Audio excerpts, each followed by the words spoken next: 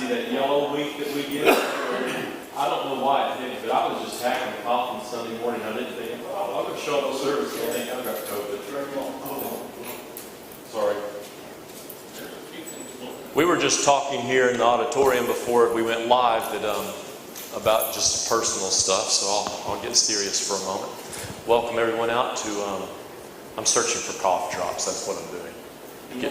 I've got one or two here. My center console in my truck is about like most women's purses. I flip that thing open, I've got duct tape, I've got electrical tape, I've got a few knives, lighters. It's untelling what you can find a dead body in that console sometimes too. We're in Isaiah chapter 5 this evening. Seems like our crowd's a little bit low, which I hate to see. I know that for those of you that tune in for my awesome slide building, you know that this is my 4th week of building slides, period. So just with a lot of stuff going on in my life this past week, don't expect a whole lot on the slides, okay? It's just about the text and the class tonight, so we'll have fun. Isaiah. Salvation is of the Lord, or the Lord is salvation. Either way you want to translate it. I want us to look and think about some things that are happening and going on. Last week we talked about, we talked about so much. Let's dive into the text. We had finished up a little bit on this renewal of Zion, getting into the vineyard of chapter 5. I wanted to back up a little bit. You know, I'm bad to do that, even though we had already covered this. Now let me sing to my beloved. And Lee pointed out about this being a song that they would have possibly sang, but yet they left off the other half. And if you're like me, I kind of scratch my head and go, where do you get this research from, dude? Because my library doesn't tell me all those things. I appreciate the intellectual, and that's why I like the discussion classes, and I like people bringing things. My personality is read it, see what it says, face value. And as they sang this song, and he's talking about building this vineyard, one of the things I really wanted to go back and point out is that, and I think we hit it, but at the last part of that, verse 2, it says, now let me sing to my well-beloved, a song of my beloved regarding his vineyard. My well-beloved vineyard, or why my well-beloved has a vineyard on a very fruitful hill. He dug it up and cleared out its stones. He planted it with the choicest vine, but he built a tower in its midst. He made a wine press in it, so he expected it to bring forth good grapes. We painted a picture about what God's doing here and how he is prepared and has this intent. But that word expected, I want you to think about that for a moment, and I want you to think about it in regard to what God does. Joe, does that expected, what's that mean?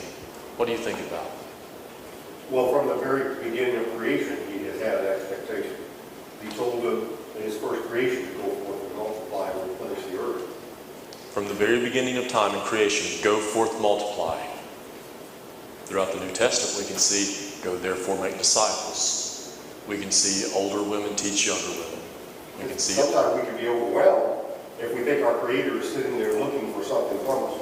I find it comforting knowing that even with my flaws and my lack of ability, my lack of understanding of certain things, he still expects to see fruit from me. God expects fruit from you. God does nothing absence of an expectation. God's existence, our existence, this creation's existence, there's a purpose. So he doesn't flippantly just go buy a piece of property and say, you know what, let's build a tower, let's get the rocks out, I expect. He had purpose, he had motivation, he had a reason to do what he's done. And that's such a simple verse, but it also can be so profound. What I expected was good grapes. What I received back was not up to my expectation.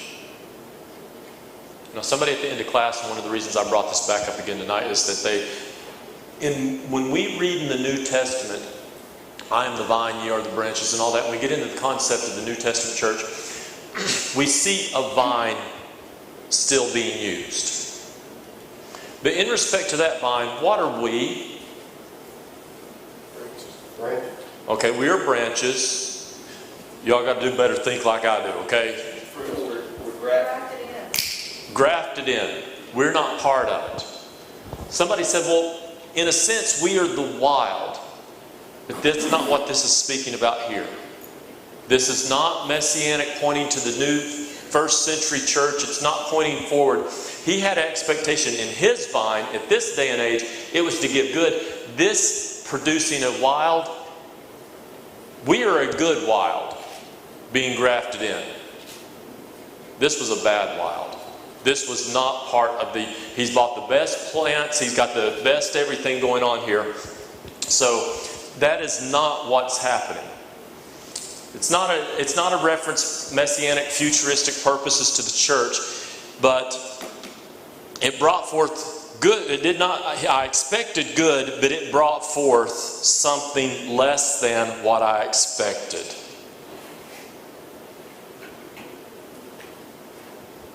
Back to some of our other things, and again, reading at face value, trying to apply it to Craig in 2021. God's got an expectation for me. He's got an expectation for our lives. He's got an expectation for His church.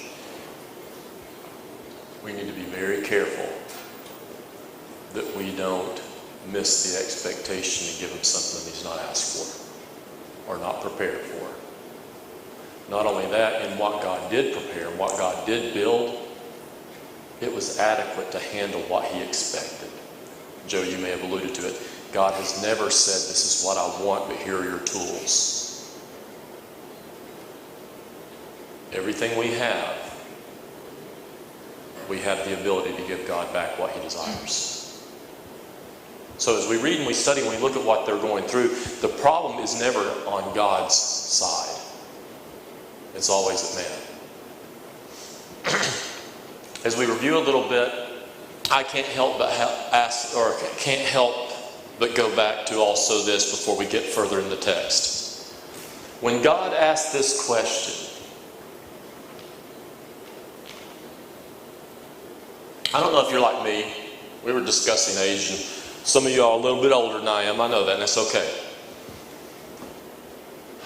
Growing up, when you mention meditation, you know, we kind of can joke about somebody sitting there with their eyes and As we grow a little bit older and we started thinking about things, and you spend time in silence, whether it's in your rocking chair or there on the couch or wherever the case may be, just thinking deeply. I want you to think very deeply about the question God asked. What is the question He's asking in chapter 5 in this song with regards to His people?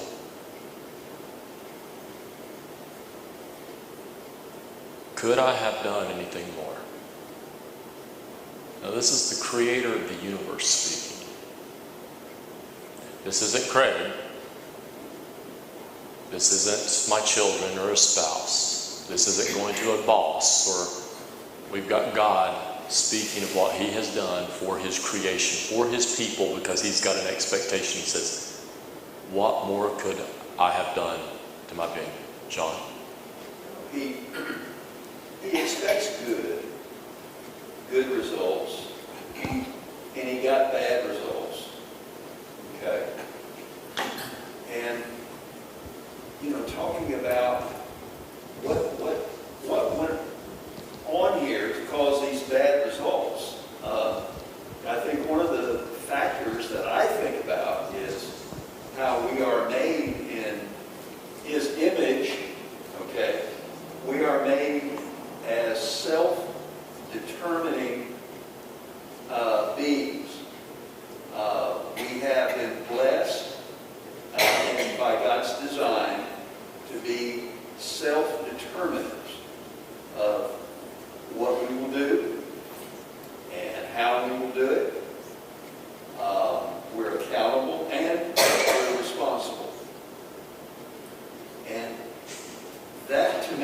seems to be they set their minds and their hearts on the wrong things.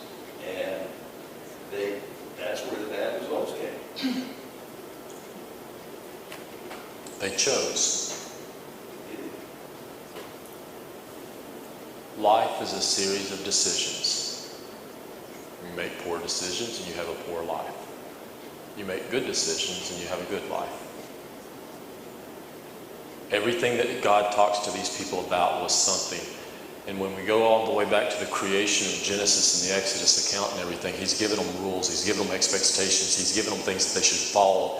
And when they don't do that and they make that choice, it never works out the way that God intended or the way they wanted it to do. And many times in life we'll sit there and we'll scratch our head going, what went wrong? Look at your choices.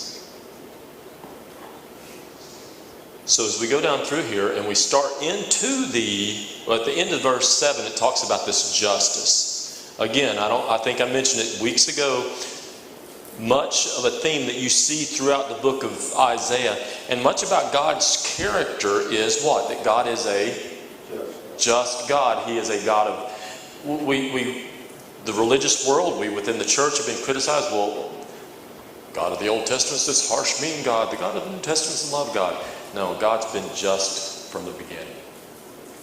When you have love, you must have punishment. Or you have rules and expectations. God, and in this book we've already seen in these first 5 chapters, time after time after time, that God is enraged, God is mad because the people aren't being fair and true to one another. So we carry into verse 8, it says, 6 woes. I've got 7 in the New King James. I'm not going to argue with that. I took 6 from Homer Haley. 2 of them could have been interwoven in together. Woe to those who join house to house. And when I read the New King James, the first time, join house to house. What are they doing? Those who have, those who are wealthy, those who are in a position are acquiring land. They're buying people out. They're enlarging their kingdom, their personal kingdom, to the point where they're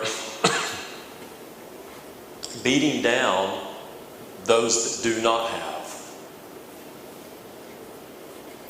From a house or a land perspective. Woe to those who join house to house. They add field to field. So they're buying up where now my property, and you're no longer there because I'm just adjoining fields and acreage together and I'm amassing this great lot. Where they may dwell alone in the midst of the land. Kind of get the imagery there. That I've got so much property, I'm on equate it to a plantation, my hundreds of thousands of acres or whatever the case may be. No one else is around me because I bought it all. Yes? It's not just that they bought it all. Their methodology for getting it was underhanded.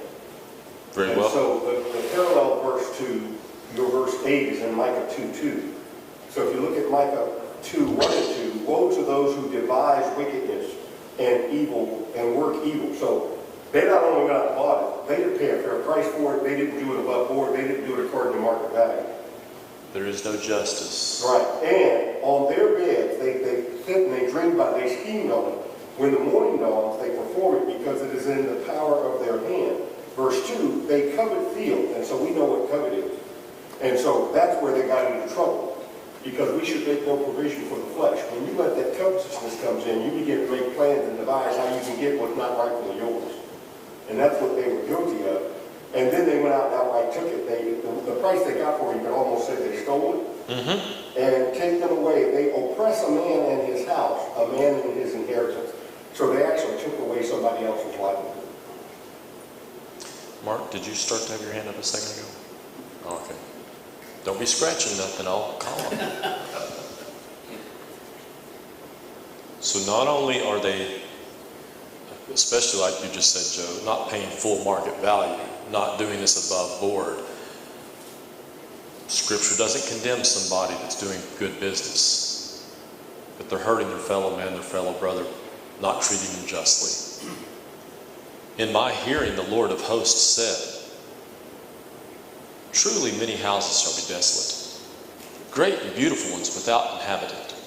For 10 acres, so that they've amassed this, they've done it wrong, and what instantly happens, or not instantly, but what happens? For 10 acres of vineyard shall yield 1 bath, and a homer of seed shall yield 1 ephah, or however.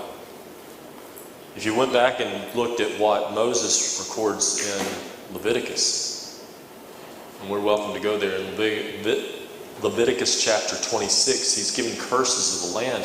And what happens is they go in Genesis, Exodus, Leviticus, let me read it to you.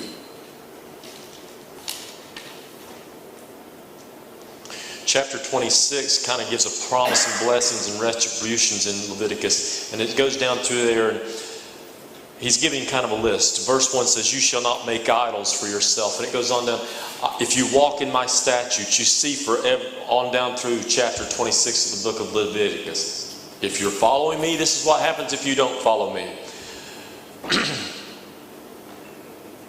Verse 18, and after all this, if you do not obey me, then I will punish you 7 times more for your sins.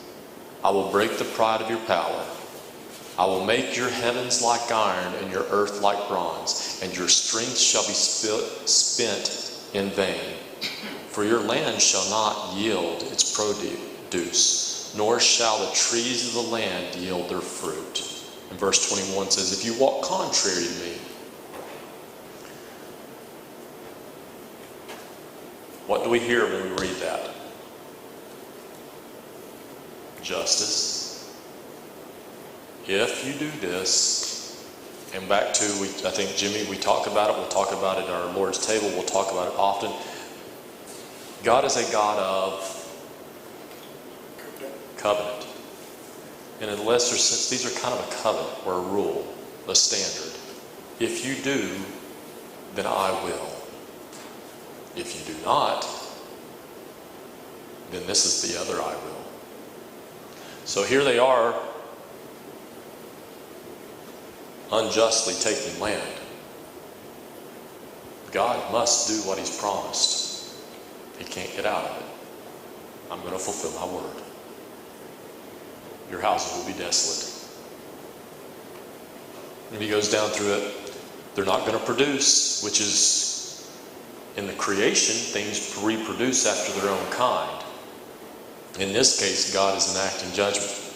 You buy up all this land, whether it's for the wrong reason, but you buy it for more wealth or for more production or for more, it's not going to give you what you expect.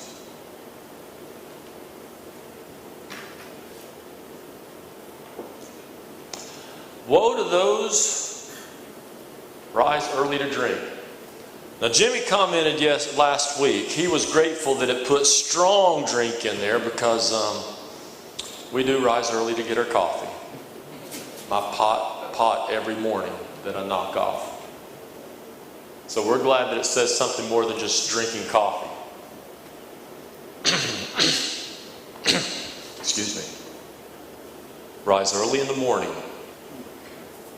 that they may follow intoxicating drink. Who continue until night, till wine inflames them. This isn't giving the idea that it's something that they do once a year, once every few months, or even once a month. It's become their life. It's become their style. It's what they're doing on a regular basis. That they rise early to drink. Most of the time, this is done on a Friday or a Saturday night at your local tavern or pub. But they're so blazing with their sinfulness, it's not even hidden any longer. Right out in the open.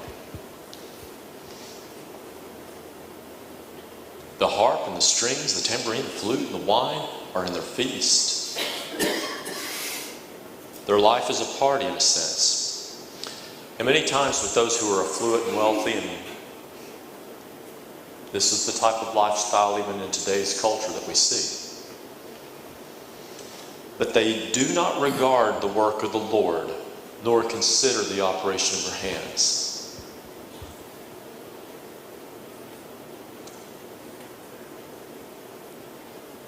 Earlier in the chapter, we said that God does nothing without purpose or design.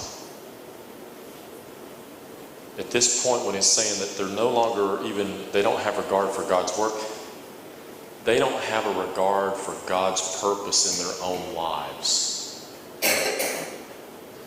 You and I, as I get older and study and read and hear different things, we breeze through some of the early, you may not have, you may have had your head on straight. A lot of my early life was just trying to survive. You're just trying to be a dad, trying to be a husband, trying to pay bills, trying to do this, you just hold on. I didn't have a lot of direction in my mind. It's one of those things, if I wish I'd known at age 15 if somebody could have gotten through my thick skull. It wouldn't have happened, but I wish it could have. Stopping as a child of God and understanding that God has a reason for us in our lives, a purpose. Seeking to save the lost, to be faithful to Him. Why? To be salt and light to the earth, to lead people to Him. They were so wrapped up in their drinking, disregarding the very thing that God, who are these people? Who's His audience? Who's He talking to? He's talking to Jews. Well, the Hebrew people, these are the people that He created, that He led out of Egypt, that are His people, who should know their purpose. And now they don't even consider what God created them for. Could there be danger in that? Do we ever forget what God created us for? Do we ever forget what the church was built for or designed for? Or what Jesus died for? So many, yes, what it meant to them, but meaning to us today. I don't get up early in the morning to go drink. But do I get so distracted? Or how about this? The thing that smokes me the most is when my kids come to me and go, Dad, the Bible doesn't say you can't drink. We dance on that, and here's my soapbox for the evening. No, but it talks about sober thought. The concept of drinking is it impairs your ability to think straight. Being a Christian or a child of God requires thinking straight. Understanding your place, your position, your relationship with God. And that's what had happened here when we dance on something that pulls our thought process away from God, back to the decisions made. Life is a series of decisions. They do not consider the work of the Lord, what they were even designed for. And they don't consider the operation of His hands. We are created for God, by God. Solomon, after he goes out and tries everything in the world, the conclusion, fear God, keep His commandments. John had a hand up first. I was just going to say that Ephesians 2 comes to mind, speaking of you've been saved by grace through faith. And basically he's saying saved by grace through faith for the purpose of doing good works. Everything is in alignment there. But these people are not in alignment. Because they, in their greatness or in their wealth, they no longer needed God, and they made decisions that were not good. He makes, I think, a very important reference to time. He says that they start early morning and they don't even stop until late at night, which is continuous, right? So It's consuming them. It is a continuous pursuit of worldly pleasures. And that's what all these things are. The flutes, the harps, the wine. This is just from early morning to late at night. All they're doing is just pursuit of desires, pleasures for themselves. It gives no space, no time, not even a minute of their time is spent in anything other than serving their own passions and desires, and it's not what God intended for us. Now, it doesn't mean that you cannot, say, have a day of rest. It doesn't mean that you cannot go to a wedding feast and have a time for these, for personal enjoyment. Be careful with that one. Personal enjoyment. But it cannot be 24/7. It just can't be. The point is you can't exclude God from your life. Yeah. We were created for a purpose by God. They had pushed him totally out. Out. That's right. Yes.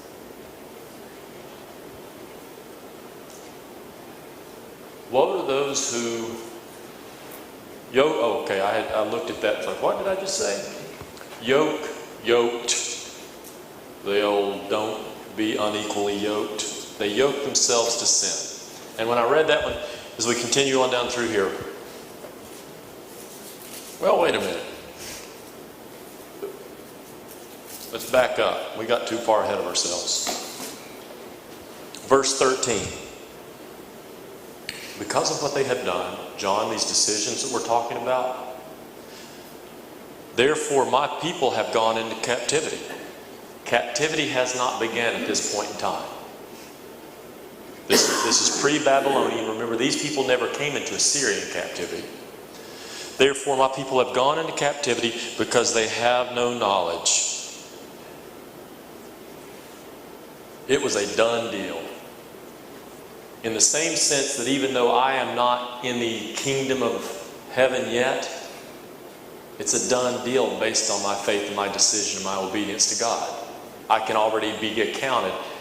God's given it to me as long as I'm faithful.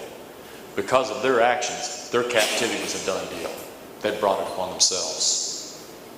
They're honorable men, and they're back to these feasts that they've been having, these parties that they've been, but their honorable men are what?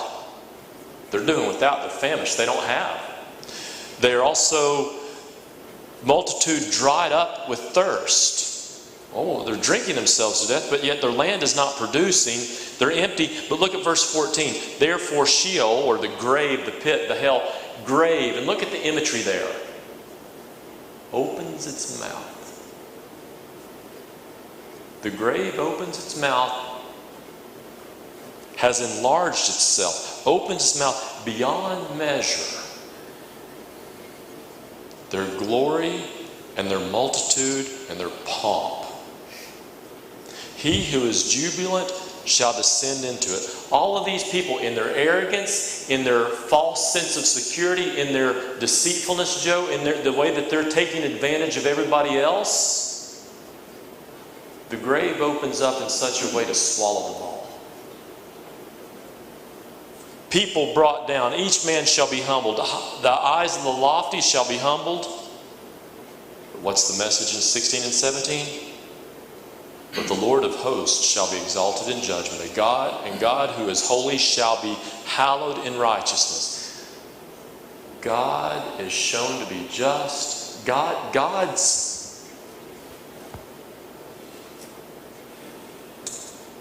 the awesome nature of God is shown in his justice, which we would say is shown in the cross.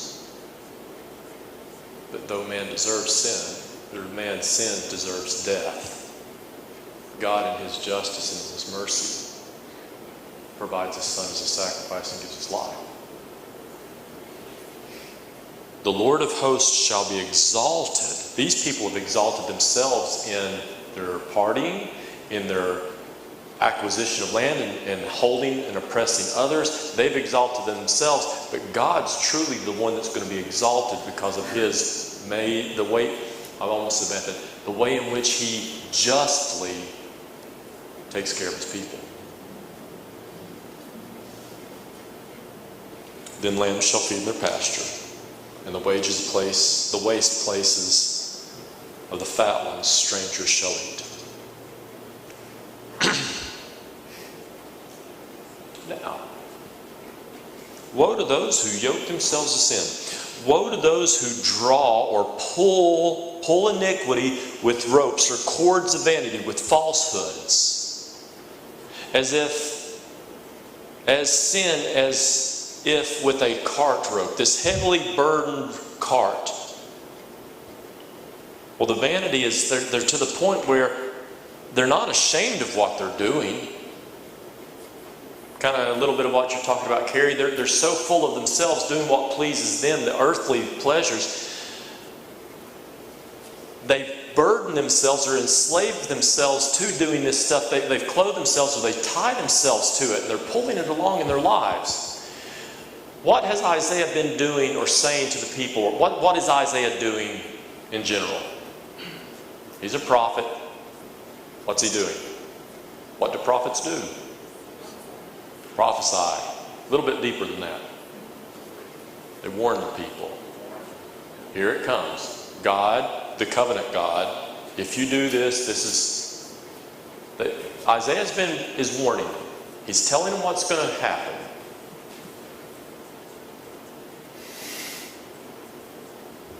They say, let him, God, make speed and hasten his work, that we may see it. And let the counsel of the Holy One of Israel draw near and come, that we may know it. They're engaging in sin and wrong in such a way, almost to challenge God and go, you've warned us. Put up or shut up. We're so entangled. We're so much into our sin. We're so much yoked to it in this vain way that we're hearing you. Show us. It's kind of like in Peter when it's talking about, we hear this, all this, where is the signs of his coming? And then Peter writes and says, God is not slack concerning his promises, as some count slackness, but God, don't push God. It's one thing if I want to be stupid and sin. But it's another thing when you want to drag others down with you and you entice them. And here they're to the point where we're going to do it. Come on, God, just show us you really meant it, that we may know it. Craig. Yes, sir. Is it possible that this could be a clear statement on their behalf of self-deceit? Is it possible that they do not realize that they're doing these things? So they say, we're on the Lord's side, we're on God's side. I was with you on your first step. Is it possible, self-deceit, is it possible they do not realize they're doing these things? Your next verse says, woe to those who call good evil and evil good. I think one of the saddest lies you can tell is lying to yourself. When you convince yourself, and that kind of is what you're saying and what I'm hearing you say. I mean, it's like, Jesus said there's a veil that's come over their face. And they're so into themselves and lack understanding. They have no sight. They have no hearing for what is said, about the Christ. They just miss it. And I don't know. I don't know that they've got anything but a mind of self-deceit and a veil over their eyes. I don't know. Jimmy? What I see here is a great tragedy. They still acknowledge that they were God's chosen. They understand that. They still worship Him. They go through this ceremonious worship of Him.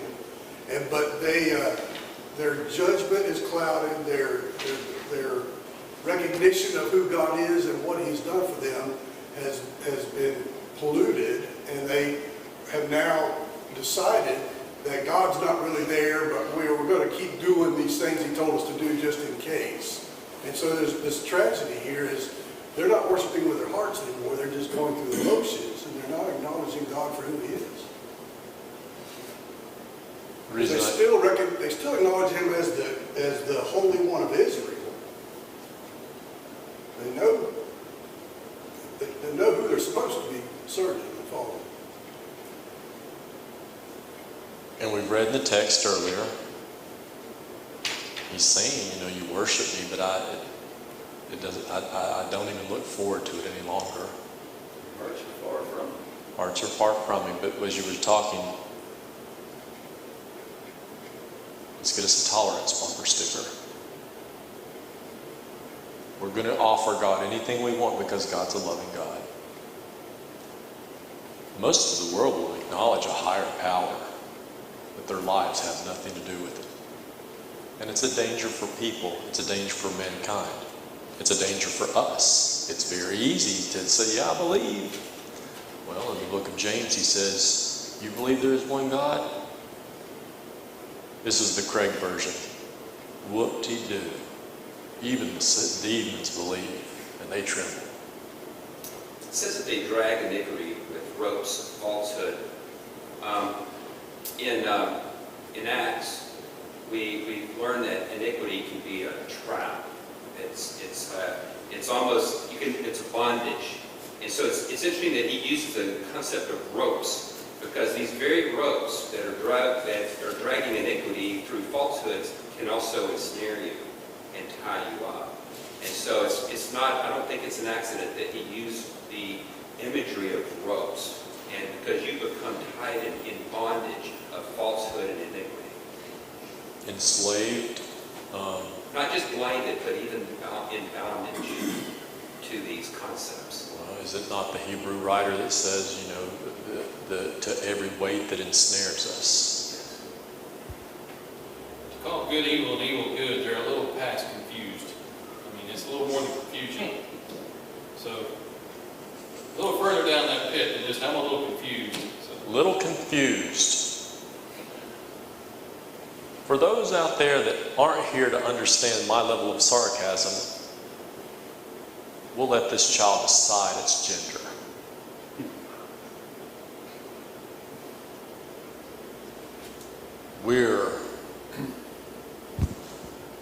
We as a culture struggle, and I had picked on Joe up here and he whipped out his stash of cash to show me, but in God we trust.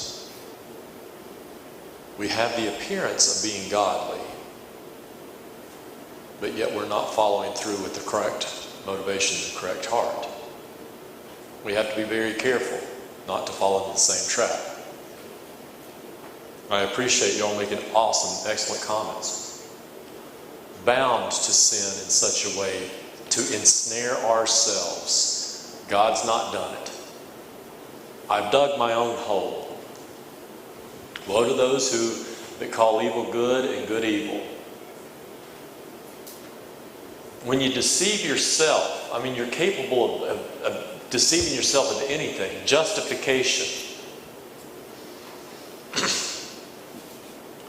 Who put darkness for light and light for darkness, put bitter for sweet and sweet for bitter.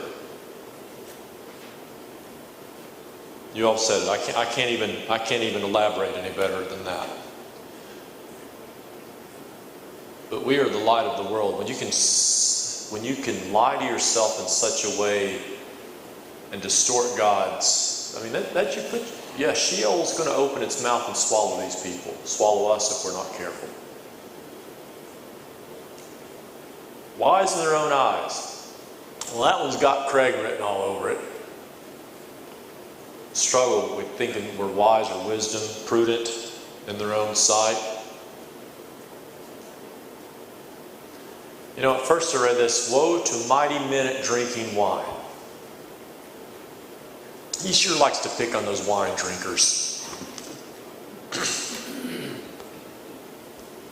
Do I hear y'all chuckling back there? Woe to those who are mighty at drinking wine. Woe to men valiant for mixing intoxicating drink.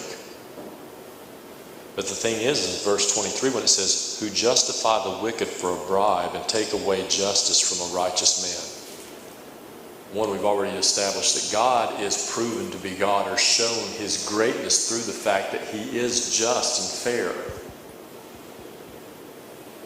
God hates injustice. And that's what these people have been doing.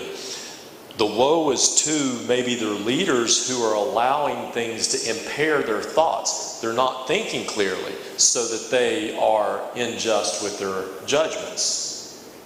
So even though, I would like to pick on more wine drinkers here, the concept is that when something alters the way you think, where you're no longer able to deal with things in a clear, precise, just way, which is God's way, a fair way. So he's really going off on those who are in seats of knowledge, wisdom, counsel, when they're not handling the people in a good, healthy way in the leadership roles. Therefore, as the fire devours the stubble and the flames consume the chaff, so the roots will be as rottenness, their blossom will ascend like dust, because, verse 24, they have rejected the law of the Lord of hosts and despised the word of the Holy One of Israel. So to see, just to get to the point where we don't even listen to God anymore. Kind of like what you were saying earlier, Gary. God's not even got a place in our lives. Therefore, again, the anger of the Lord is aroused against his people. He has stretched out his hand against them and stricken them. And the hills trembled, their carcasses were as refuge in the midst of the streets. For his anger is not turned away, but his hand is stretched out still. He will lift up the banner to the nations from afar, and he will whistle to them from the end of the earth, and surely they will come, speed and swiftly.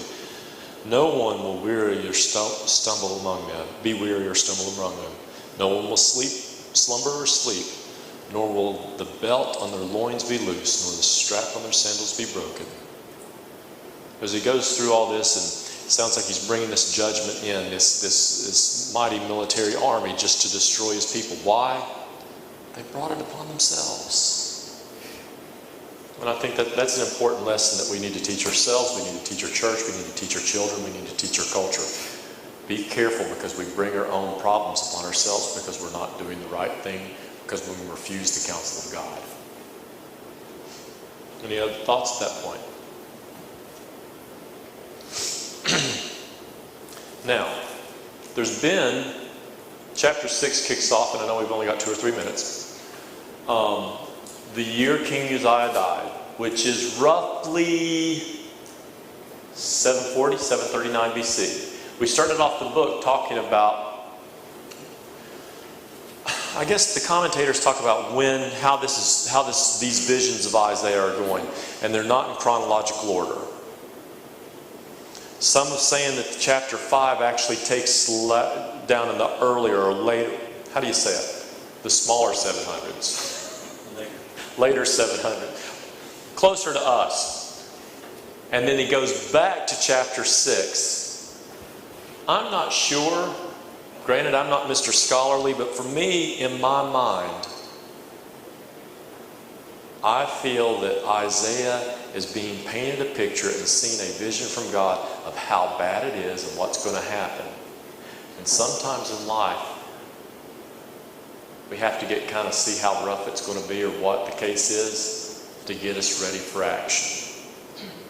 And chapter 6 to me is the action chapter. Where is Isaiah?